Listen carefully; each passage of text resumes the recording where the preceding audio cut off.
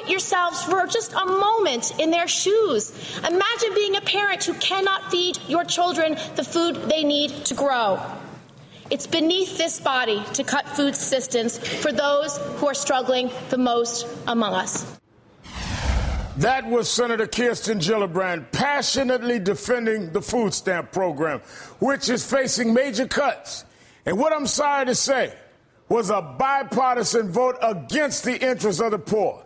She failed in her fight to save food stamps from more than $4 billion in cuts over the next 10 years. Folks, this isn't anything new. This is just another example in a long list of attacks on the poor. Over in the Republican-controlled House, the Paul Ryan budget calls for $134 billion in cuts to food stamps over 10 years. But that's not even the worst of it. Paul Ryan would devastate programs that would assist millions of working-class Americans, children, students, and the elderly. 62% of his cuts, $3.3 trillion, come from programs from low-income Americans, including Medicaid, Medicare, food stamps, welfare, and student aid. And the icing on the cake, it gives $4.3 trillion in tax cuts to the wealthiest in this country. Last year, Newt Gingrich called this sort of thing right-wing social engineering. And for once, he was right. Joining me now is Peter Edelman, professor at Georgetown University Law School. He is the author of the new book, So Rich, So Poor, Why It's So Hard to End Poverty in America. He also served as the Assistant Secretary of Health and Human Services under President Bill Clinton, but resigned to protest the welfare reform law, which limited benefits to those who needed it most. Thank you for joining me tonight, Peter. I'm so glad to be with you. Let me ask you this. How do these right-wing attacks on the poor affect real people out there in this country? Totally. We have 46 million people in poverty. We have 103 million people who are in low-wage jobs, struggling to make ends meet every day, every week, because there's so many low-wage jobs in this country. And we now have 20 million people who have incomes below half the poverty line. Food stamps is something that is one of the few things that stands in the way of utter destitution. You said that we have 20 million people whose income is less than half the poverty line. I just want to make sure we get that clear. I did, and let me add, that's below $9,000 for a family of three, and we have 6 million people whose only income is from food stamps. That's astonishing.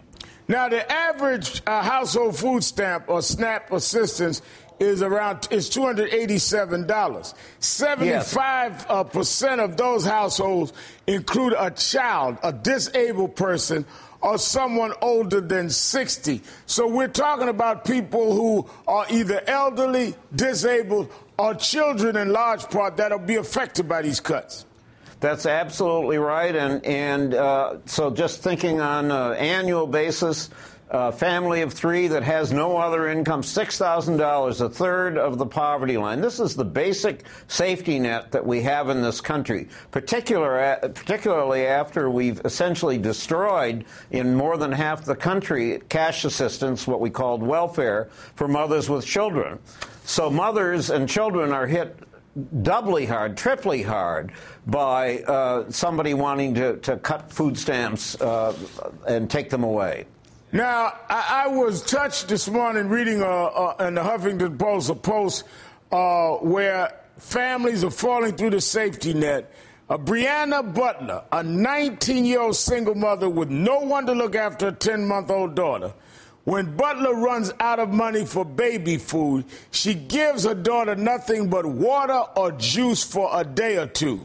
She says just to tide her over, I've reached the point, listen to this, where I wanted to give my baby away because I just can't do it. I don't know how anyone could hear this and their heart not go out. This young single mother says just to tide my child over, I give her water and I give her juice just to tide her over and think of giving her away. Is this the kind of country we want? Tax cuts to the rich while we've got people that are thinking about giving away their children because they just can't make ends meet? Our democracy is really at stake here. The gaps between the top and the bottom are widening to the point where with so many people who are not really fully included, not included at all in our society, you have to wonder what kind of a country we're becoming. And the other thing, Peter, that gets me is at the end of the day, food stamps reduce poverty. The food stamp benefits drop the poverty rate by an annual average of 4.4%. So it's not even about saving money. It reduces poverty, and people that get food stamps participate back in the economy. It stimulates the economy. Henry Ford said he wanted to pay his workers more money because they would buy his cars. Franklin Roosevelt said if we help people in the Depression, it would help business. It's absolutely true that it's the right thing to do in our self-interest, and of course it's morally the right thing to do. The fact is that the programs that we have, starting with Social Security, keep 40 million people out of poverty every year. So when we hear from people, politicians, that none of these things work, the fact is they work quite well, yes, except that now Paul Ryan and all of the others want to slash them. Peter Edelman, author of So Rich, So Poor. Thanks so much for your time tonight. My pleasure.